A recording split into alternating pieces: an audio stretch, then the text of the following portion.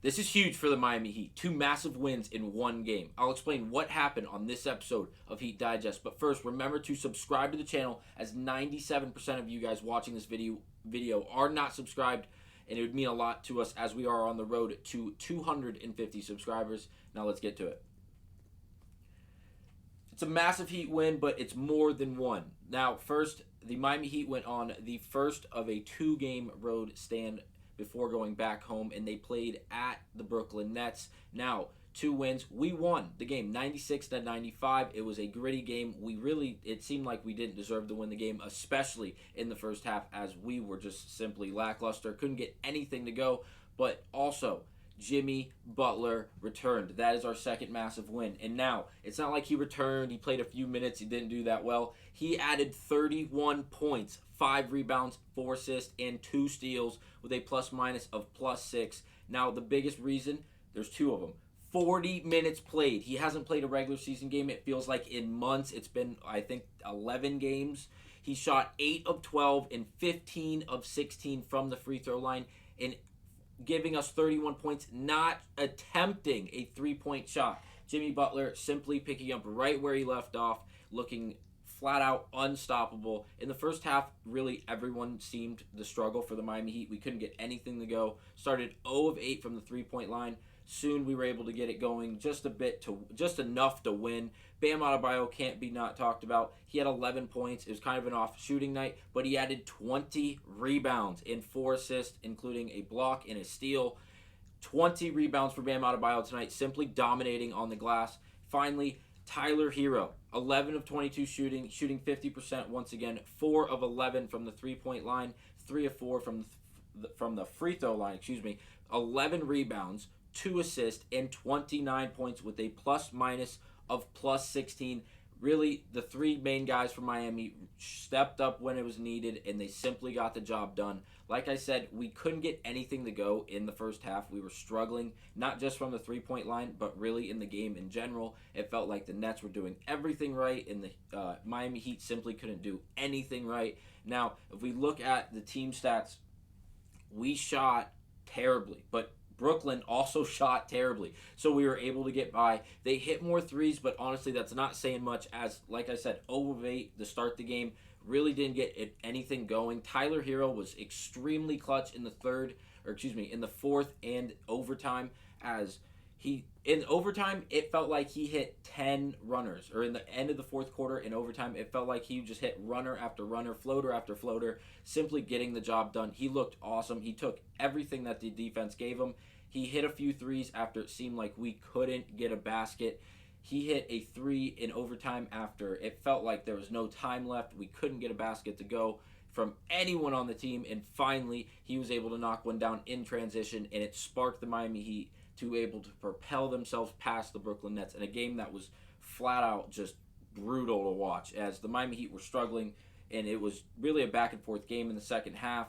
But the first half, again, was a beatdown for the Miami Heat, and the Brooklyn Nets just simply, this was a choke if I've ever seen one. Having a 16-point lead at one point, and we're able to lose this game after Miami couldn't get a single shot to go.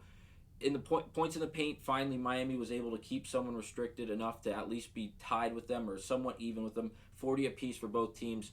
Fast break, once again, it was close, just like the points in the paint. The rebounding battle, 54-51, Miami was able to win that, as well as the free throw battle, 22 of 25 from the free throw line. It felt like Miami was living at the line, and Brooklyn was getting there periodically, making what they were getting. I think they shot 15 of 16, it said. But again, Miami getting to the free throw line over and over again. Jimmy Butler himself shot 16 of the free throws. So when I say Miami was getting to the free throw line, it was Jimmy Butler doing it over and over and over again. His only miss came really late in the game, but he did end up making his last 3 attempts from the free throw line, which is always good to see, as you got to take the free ones, especially in a close game. Now, the biggest thing about this win, look at the Eastern standings, the Eastern Conference standings.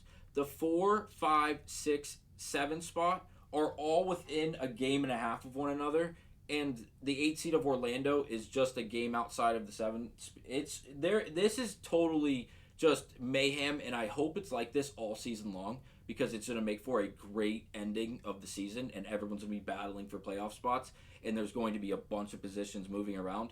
it seems like Boston and Milwaukee are really going to be the only teams battling for the first spot. If Milwaukee doesn't correct their defense in some type of way, they might even drop a spot or two. And again, Cleveland, Miami, and well, now Indiana's 7.5 games back. They're a half game behind Cleveland and Miami. But Cleveland and Miami are tied. Really, whenever one team wins, another team loses, there's going to be a jump. So this is going to be a great race for the entire Eastern Conference. It's good to see like the diversity in the different teams and who can really compete. It's going to be a 8 or 9 man an 8 team race at least in the East, and it's going to be absolutely chaos. And I can't wait to see how Miami does. It's great to see Jimmy Butler has returned. He hasn't missed a beat. He played 40 minutes of basketball. Bam's the only player to play more with four. Oh no, that's not true. Hayward Highsmith did end up playing 42. Oh no, that's 12. Oh, just kidding. So yeah, Bam played the most minutes with 44. Jimmy played 40. Simply great stuff as he hasn't missed a beat. He shot a very high percentage. He got to the free throw line and they gutted out a tough win in a game where it, again, like I said, it didn't seem like the Miami Heat were going to be able to win this.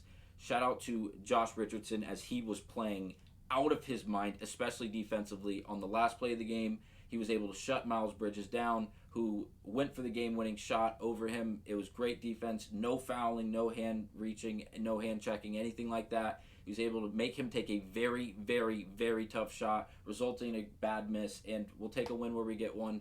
It was very gritty. It was a hell of a team win, and we play Toronto in our next game, which should be interesting as it is on the road once again before going back home.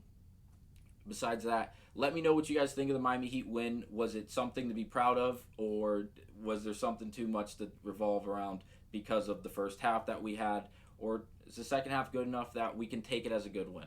Let me know what you guys think. Remember to subscribe to the channel as we're on the road to 250 subscribers.